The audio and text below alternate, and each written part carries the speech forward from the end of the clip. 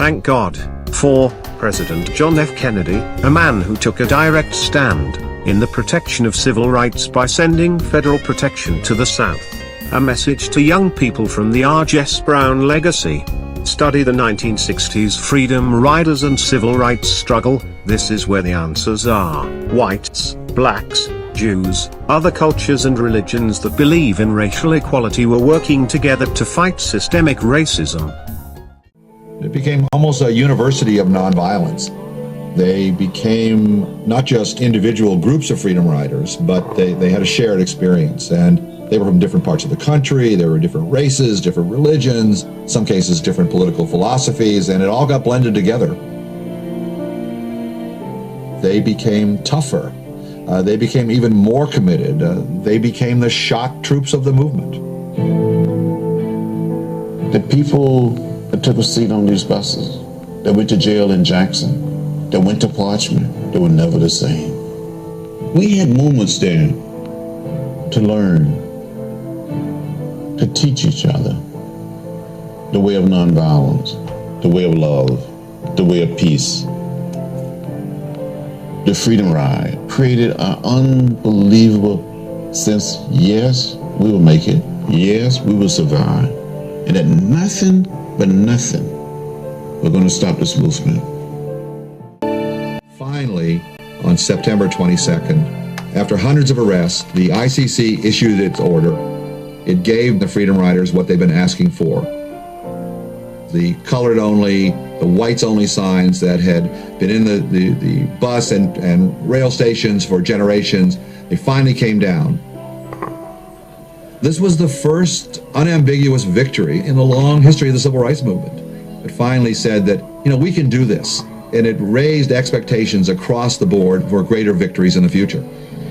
Freedom's main line. They understood that the only way it could be done in America is through peaceful methods.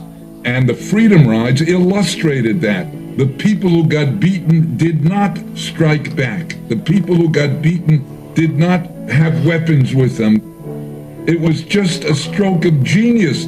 The Freedom Riders introduced the notion that there were fair-minded white persons who were willing to sacrifice themselves, their bodies, and their lives because they too believed that the country had an obligation to uphold its constitutional mandate of liberty and justice for all.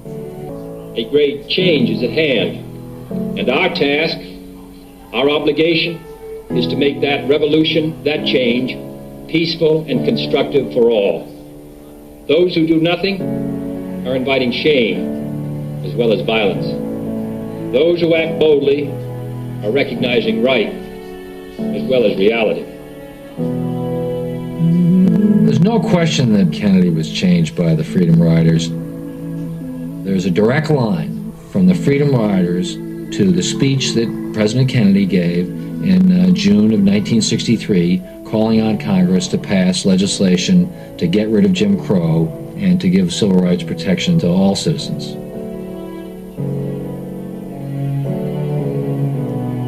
It was America. It was interracial. It was interregional. It was secular and religious. It brought together people of different political philosophies. There was a sense of unity and purpose that I'm not sure that the movement ever had before. It was a shining moment. Hallelujah, I'm traveling. Hallelujah, ain't it fine? Hallelujah, I'm traveling down freedom's main line.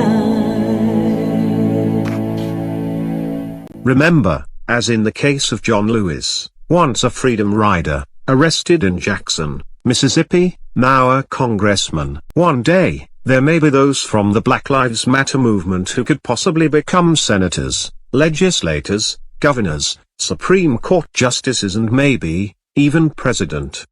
To the young, intelligent and open-minded listeners, historical study tells us, the Black Lives Matter movement, reflects, as, the modern-day Freedom Riders. Peaceful protests were necessary. However, Dr. King's concept of non-violence must continue to be recognized in peaceful protests. The Jess Brown legacy will continue to bring light and truth, particularly to the young people, so as to develop a broader understanding of today's disparages. A message from the Jess Brown Legacy.